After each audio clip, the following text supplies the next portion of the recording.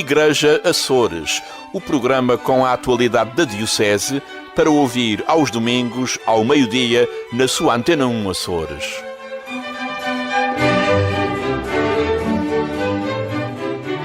Mais uma vez, seja muito bem-vindo ao Igreja Açores, o seu programa de rádio que leva até si toda a atualidade da Diocese açoriana.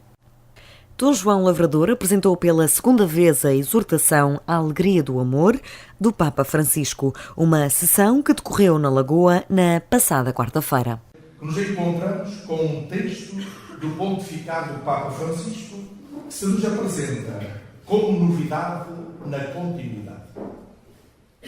Encontramos a novidade no seu estilo muito próximo e numa linguagem muito simples e compreensível, que realça a mão do pastor que a escreveu.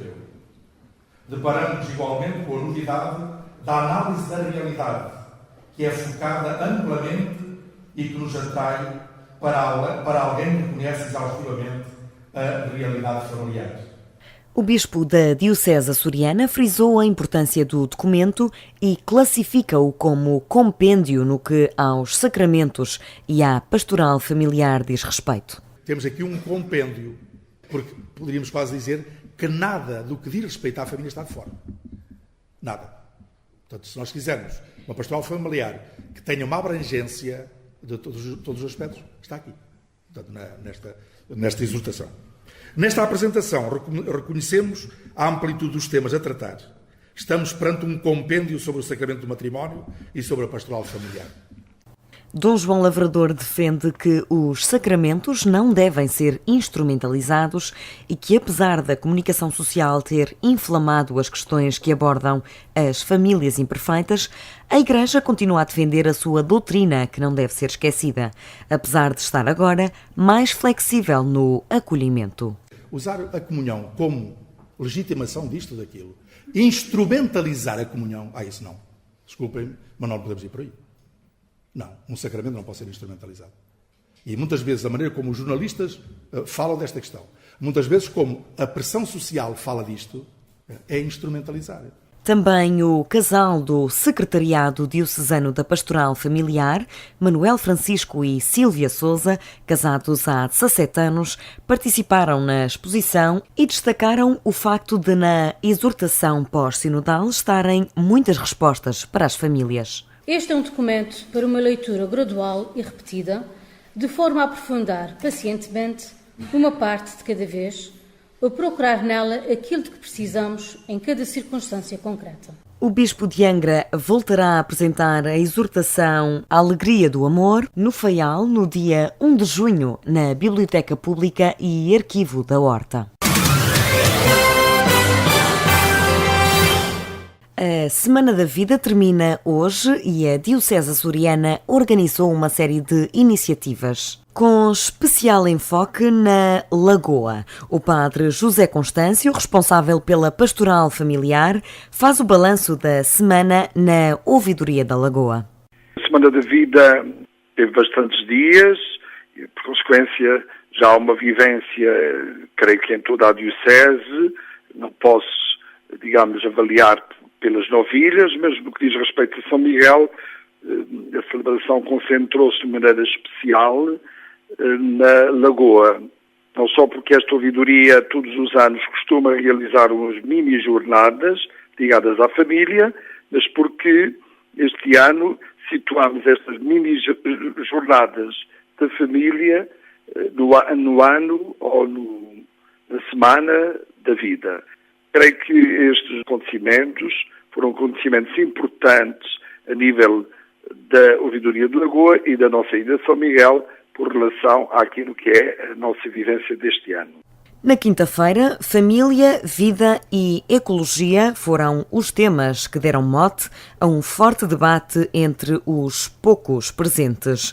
Já no dia anterior e também no âmbito das comemorações da Semana da Vida, a apresentação da exortação apostólica por parte de Dom João Lavrador reuniu perto de 300 fiéis no Salão Nobre do Convento dos Franciscanos, em Santa Cruz. Preparam-se os últimos pormenores para a peregrinação infantil de um grupo de 46 crianças com idades entre os 8 e os 13 anos ao Santuário de Fátima. Oriundos das Ilhas Terceira e São Miguel, das mais diversas paróquias, como nos confirma Nelson Gonçalves, do Movimento da Mensagem de Fátima. Nós da Terceira temos crianças da Ribeirinha, de São Bartolomeu, das Fontinhas, de São Sebastião, do Raminho, e de São Miguel temos da Relva, de Rabo de Peixe e das Calhetas.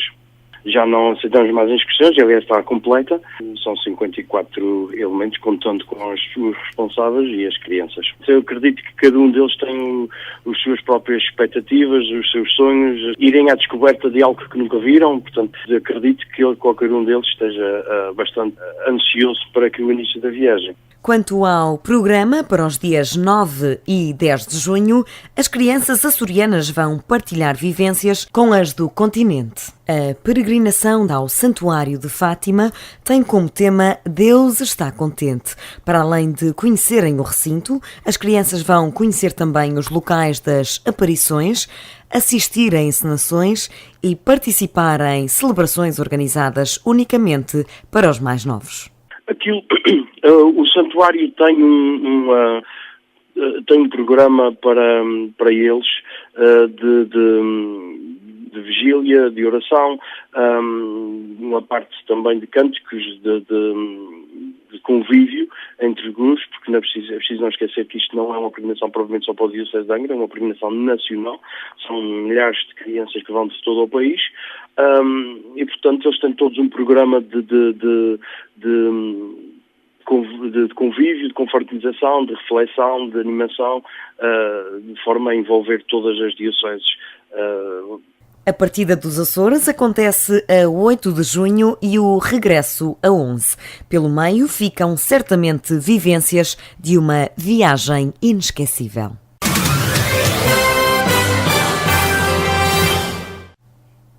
É um dos 3 sacerdotes açorianos que a Diocese enviou para Roma. Estuda na Pontifícia Universidade Urbaniana Teologia Bíblica. Regressou à Cidade Eterna 10 anos depois e, embora tenha continuado a encontrar a mesma cidade caótica e confusa, não esconde que o ambiente hoje é outro. O padre Teodoro Medeiros aceitou falar com o programa Igreja Açores. Em conversa com a colaboradora Carmo Rodeia, sublinha o facto de Roma estar cheia de gente que quer ver o Papa Francisco. O carisma específico dele, a sua personalidade, a sua apresentação, juntamente com os sinais proféticos que ele faz, que ele gosta muito de visitar sítios em que a sua presença faz a diferença, e temos agora há pouco tempo o caso de Lesbos e os 12 refugiados que ele trouxe. Essa, quase que poderíamos dizer como uma comparação, essa bipolaridade do Papa, em que por um lado ele é uma pessoa descontraída, mas por outro lado é um profeta com gestos proféticos, confere-lhe uma riqueza em que mesmo que eu não seja capaz de fazer o que o Papa Francisco faz, e eu estou a dizer este eu de uma forma muito impessoal, qualquer pessoa que olhe para ele diz assim, gosto da alegria, mas gosto também da profundidade. Para este sacerdote que está a fazer o doutoramento centrado no Evangelho de Marcos, trabalhando a relação entre Jesus e o sábado, o Papa concilia duas coisas à partida inconciliáveis. Eu acho que o Papa faz uma coisa que é em si mesmo muito difícil. O Papa concilia duas coisas que não são nada conciliáveis. Que é uma é ser autêntico e ser profundo, e a outra é ser mediático. Normalmente essas duas coisas não casam uma com a outra. A Igreja, e o Papa com certeza terá pensado nisso, podemos ter as coisas mais belas para dizer e para explicar, mas se a plateia está vazia, não faz sentido. Portanto, o Papa, ele consegue dizer as coisas belas e ter a plateia cheia. Para o professor de Sagrada Escritura no Seminário Episcopal de Angra, agora de regresso à condição de estudante, durante os próximos 3 anos, este pontificado trouxe uma aceitação invulgar da pluralidade e da diversidade cristãs. E o que acho que hoje em dia está a acontecer mais com o Papa Francisco é nós passarmos a ter uma certa abertura. O regresso às fontes é, para o padre Teodoro Medeiros, uma das maiores vantagens deste pontificado. O Evangelho não é um slogan, o Evangelho não é um texto que diz que hoje não é uma descrição do tempo meteorológico. Está tudo ali, não há muito que interpretar, a não ser que se queira passar à poesia. O Evangelho já é poesia em si mesmo, quer dizer, fala da realidade humana, não de cima para baixo, mas essa realidade encarnada. O que quer dizer que nós estamos constantemente, temos de fazer essa constante interpretação do Evangelho, porque o Evangelho não é abstrato, é concreto. Ou então o Evangelho pode passar a ideologia. Penso que o grande valor do Papa Francisco, se calhar era essa a diferença, uma certa diferença, esta liberdade, este voltar às fontes, com a liberdade de olhar para as fontes tal e qual elas são, para o Evangelho tal e qual ele é. Ambiente romano à parte, ficam os dias de estudo repartidos com a oração. Embora falte o trabalho pastoral e no seminário, o choque desta vez foi menor. O padre Teodoro Medeiros vive no Colégio Português em Roma, é um cinéfilo inveterado que gosta de ver cinema do mundo, um hobby que alimenta com frequência, quem sabe para ultrapassar algum vazio espiritual. Há uma espécie de vazio que uma pessoa tem que integrar, mas na prática, sim, há uma espécie de grande silêncio. Ao mesmo tempo, há desafios académicos, há tarefas... Formação intelectual, essencialmente, este tempo aqui. Sim. Porque isto é como uma pessoa que vai mergulhar sem garrafa de oxigênio e que respira bem antes de mergulhar. A vida, o tempo em Roma é isso. Digo isto no melhor sentido, que é, nós aqui estamos um pouco como uma esponja a assimilar uma série de coisas, que é o que qualquer estudante faz. Natural dos Arrifes, este sacerdote era pároco na Feteira e na Fonte do Bastardo, na Ilha Terceira. Foi um dos 10 sacerdotes ordenados por Dom António de Sousa Braga no Jubileu de 2000. É nosso convidado do Igreja Açores desta semana, Manuel Pires Luís, ele que é o chefe regional dos Açores do Corpo Nacional de Escutas, uma instituição que recebeu a insígnia de mérito cívico nas celebrações do Dia da Região na passada segunda-feira em Vila Franca do Campo. Manuel Pires Luís, esta insígnia provou que o escutismo ainda é lembrado e continua vivo na região? Sem dúvida, o nosso lema para os 90 anos que estamos a comemorar é 90 anos a construir um mundo melhor. Ora bem, o escutismo, com os seus princípios e naturalmente valores que imprime, é uma associação que merece o reconhecimento de toda a sociedade. Logo, 90 anos a construir um mundo melhor, sendo reconhecidos como tal, quer pelo Governo Regional, quer pela Assembleia Regional, pelos nossos representantes, legítimos representantes da autonomia, o escutismo sente-se orgulhoso e, naturalmente, preparado para enfrentar os próximos 90 anos. Sem dúvida que o movimento é um movimento de âmbito regional, está nas 9 ilhas, somos 82 agrupamentos no ativo. Se estivessem todos no ativo, éramos mais de 120 agrupamentos. E agrupamento quer dizer comunidade, paróquia. Portanto, estamos integrados, inseridos em 82 comunidades nas 9 ilhas, também no Corvo, e somos mais de 4.000 escuteiros nesta região. Portanto, somos o maior movimento de juventude. Trabalhamos para a educação dos mais novos, a sua educação integral. Temos um método próprio, privilegiamos a natureza como sendo, de facto, a nossa casa comum.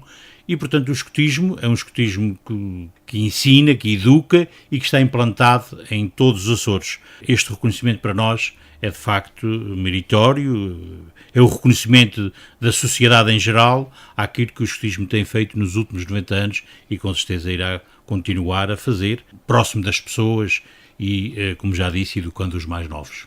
Foi com surpresa que recebeu esta notícia de que o Núcleo Regional do CNE ia receber esta insígnia? Olha, a Junta Regional contava, quando chegarmos aos 100 anos, mas é facto que aos 90 anos, e também porque nos últimos 30 o CNE teve um grande impulso na região, a seguir ao 25 de Abril, o movimento cresceu muito em todas as ilhas e nesta região dos Açores. Portanto, foi um crescimento natural. E esse crescimento envolveu mais gente, mais pais, mais familiares, envolveu mais a sociedade. Nós realizamos muito mais atividades para todas as idades, os jamboris, os rovers, o acaral, o Marco Nezuna, andamos aí para essas ilhas todas, no navio escola inglês, com jovens a partir dos 15 anos a fazer uma aprendizagem marítima. Portanto, cooperar em mar, com o cenáculo, com o Explora Açores, são tudo atividades que desenvolvemos nos últimos 30 anos para cá e, naturalmente, o escotismo começou a aparecer, começou a envolver-se na própria sociedade. Para além do contributo que demos em muitas ocasiões, nós colaboramos com todos nas festas, colaboramos nos momentos significativos das comunidades, das paróquias, procuramos estar quando há momentos que envolvem a própria ilha e até a nível regional, quando foi do sismo de 80, portanto das cheias, das derrocadas da Ribeira Quente em São Miguel, ou ainda recentemente no Faial, Pico, nós temos estado junto do Serviço Regional de Proteção Civil, naturalmente recebendo as diretrizes do próprio serviço, e a ajudar as pessoas, a colaborar para que a vida das pessoas, perante uma catástrofe ou perante uma situação de dificuldade, os problemas sejam melhor ultrapassados, as circunstâncias possam ser vividas de uma forma mais leve e naturalmente, nós damos esse contributo de forma generosa, voluntária e, portanto, o nosso contributo para a sociedade, para que tudo corra de forma melhor, tem sido constante. E com esta situação toda de vivências e de experiências em todas as ilhas e em todas as comunidades, o escotismo tem vindo a ser, de uma forma muito significativa, tem vindo a ser reconhecido, e foi neste momento reconhecido pela Assembleia Regional, pelo Governo Regional e também pela sociedade em geral. Na sociedade atual há menos tendência dos jovens seguirem o escotismo do que, por exemplo, há 30, 40 anos? São menos os escoteiros hoje as ofertas são muito mais. O desporto oferece tudo. Nós, para sermos escoteiros, temos que pagar alguma coisa. Nós contribuímos com uma cota anual para o funcionamento do escotismo local, regional, nacional e internacional. Nós contribuímos para tudo isso. Contribuímos e temos um seguro que, em caso de acidente, auxilia, ajuda, naturalmente, àquilo a prevenir, primeiro de tudo, e em segundo lugar, também a remediar situações que possam acontecer. Os próprios dirigentes têm um seguro diferente, têm um seguro que portanto, a responsabilidade civil está incluída. E tudo isso é pago pelo próprio escotismo. Nós temos uma revista à Flor de Lis que não é oferecida, também é paga. Uma família, vamos assim dizer, de 2 escoteiros, 2 crianças ou 2 jovens e um casal de escoteiros, tem na sua conta anual mais 120 euros para contribuir para o escotismo. Ora bem, somos voluntários, damos as nossas competências, utilizamos o nosso tempo disponível, em vez de estarmos a ver televisão ou numa festa, pagamos para estar neste movimento. E mesmo assim, nós somos mais de 4.000 nos Açores. O grande problema deste movimento é muitas vezes recrutar dirigentes, chefes, porque clientela, jovens, crianças, os pais reconhecem neste movimento a sua função, a sua finalidade de educação e, portanto, querem integrar os seus filhos no movimento. O que muitas vezes falta são os dirigentes, são os responsáveis para cuidar dessas crianças ou jovens. E por isso fica também um apelo a todos os antigos escoteiros, a todos aqueles que gostam do movimento, aos próprios pais, que se integrem e que procurem estar ao lado dos seus agrupamentos, auxiliando os dirigentes dos seus filhos, de forma a que este movimento possa ter os responsáveis necessários, os chefes necessários e também os pais, que são os primeiros educadores nesta sociedade em que vivemos e que são os principais responsáveis e educadores dos seus filhos, possam de facto perceber o funcionamento do movimento e também poder ajudar. É sempre útil, é sempre oportuno, é sempre conveniente que a sociedade, sobretudo os pais que têm os filhos no escotismo, possam auxiliar a vida de um agrupamento ou a vida da comunidade em geral, mas auxiliar a vida das unidades, quer dos exploradores, quer dos pioneiros, quer dos lobitos, quer até dos próprios caminheiros, embora estes já sejam adultos, não é? Podemos dizer que esse é o maior desafio do escotismo na região, é a falta de chefes? Podemos dizer que temos os chefes suficientes em muitos agrupamentos, mas que em muitos falta, de facto, os dirigentes. E se não há mais movimento ativo, eu dizia há pouco, nós se tivéssemos todos os agrupamentos no ativo, tínhamos mais de 120 agrupamentos em toda a região, espalhados pelas 9 ilhas, não é? Repartidos pelas 9 ilhas. Mas mais de 120 agrupamentos, isto representa muito na sociedade em que vivemos. É 1/3 das nossas comunidades, das nossas paróquias, das nossas freguesias. É 1/3 em toda a região. E, portanto, isto é um movimento que demonstra estar integrado, vamos assim dizer, na vida de cada comunidade.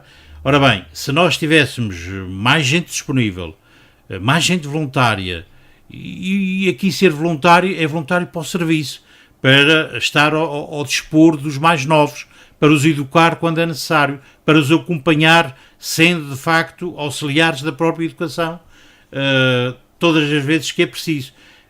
Ser escoteiro é de facto ter alguma disponibilidade, mas nós sabemos que há tanta gente que está ocupada e que também dá o seu contributo ao movimento.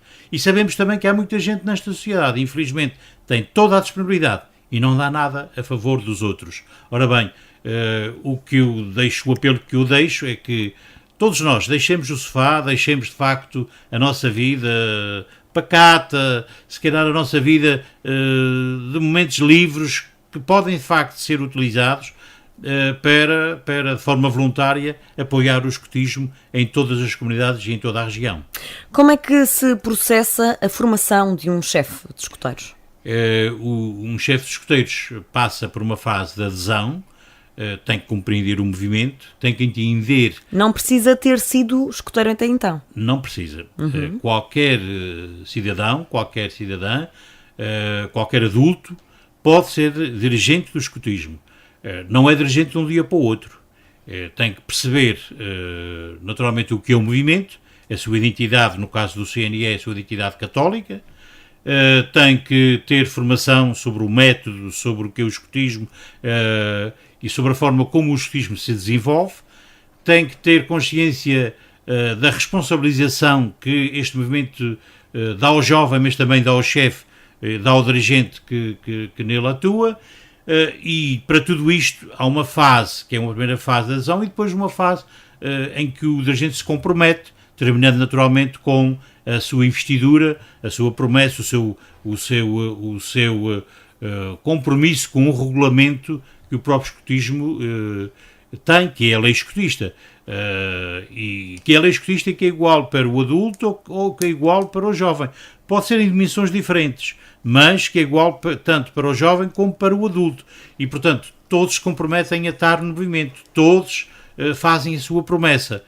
Ora bem, quando o chefe é investido, aí sim passa a ser, por direito próprio, dirigente do CNE, e orgulhando-se naturalmente do trabalho que faz, da sua fé, e também procurando construir a paz, construir a amizade entre todos, ser solidário, ser responsável. Tudo isso são valores que são colocados à prova do próprio dirigente, que, de uma forma livre, de uma forma espontânea, de uma forma voluntária, adere à promessa. Portanto, qualquer adulto pode ser dirigente do CNE, desde que queira doar um pouco do seu tempo aos outros, ao serviço, à comunidade, sobretudo à educação dos mais novos, pode aderir a este movimento, pode dirigir-se a qualquer agrupamento que existe, e que existe tantos, não é? E que pode dirigir-se ao seu agrupamento mais próximo, ao agrupamento da sua comunidade, manifestar esse desejo, recebe a formação e, naturalmente, que fará um caminho interessante. A educação é como uma vela, é como o vento que faz andar o barco, que faz agitar a vela. A educação faz-se, os resultados virão mais tarde, com os jovens passando pelo escotismo, estejam integrados na sociedade, sejam cidadãos conscientes, quer em função do ambiente, quer em função cultural ou social, e sejam jovens responsáveis por aquilo que fazem, assumindo de facto a honra de ser escoteiro, a honra de ser pessoa. E, portanto, a educação num jovem não se vê de um dia para o outro. Aliás, também na escola é assim. A educação faz-se aos poucos, na família também, e, portanto, é isso tudo que vai construindo um cidadão normal, mas um cidadão interveniente, um cidadão com uma cidadania ativa, mas com uma cidadania ativa bem integrado, sendo solidário, sendo consciente, tendo de facto uma visão da sociedade sem ser acomodado. Como chefe da Junta Regional do Corpo Nacional de Escutas, quais são as ilhas mais prósperas, com respeito ao escutismo, e quais são aquelas que merecem maior atenção da sua parte? Ilhas mais prósperas, não vou dizer que são as maiores, porque se calhar um ser escoteiro no Corvo, ou nas Flores, ou nas ilhas mais pequenas, obriga de facto a um esforço um compromisso maior. E naturalmente que os jovens aí precisam mais deste movimento que em outros sítios. Nós, por exemplo, no Corvo, somos o único movimento de juventude, com cerca de 50 escoteiros no ativo. Será aí, naturalmente, um grande desafio para qualquer agrupamento ou para qualquer escoteiro ser exemplo, dar o seu testemunho, participar, estar sempre disponível. E tudo isso faz com certeza que a consciência e a necessidade de estarmos mais perto das ilhas mais pequenas, dos espaços mais escondidos, mais afastados, seja uma necessidade permanente, sobretudo ajudando os chefes no seu munus de ser chefe e na sua função de ser dirigente. O movimento tem 4 secções.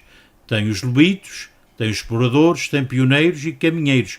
Os chefes não é uma secção. Os chefes só estão disponíveis para ajudar os mais novos. Ora bem, a Junta Regional, cada uma das juntas de núcleo desta região, porque há 7 juntas de núcleo nas Ilhas Maiores, tem uma responsabilidade muito grande, que é não só acudir à formação dos que vão entrando, mas à formação contínua dos que estão. Neste momento passamos por uma fase de renovação pedagógica, com novas metodologias educativas. E, portanto, é preciso que os dirigentes no ativo, e já há alguns com muitos anos, ainda há poucos dias, estive com um chefe de agrupamento há 25 anos.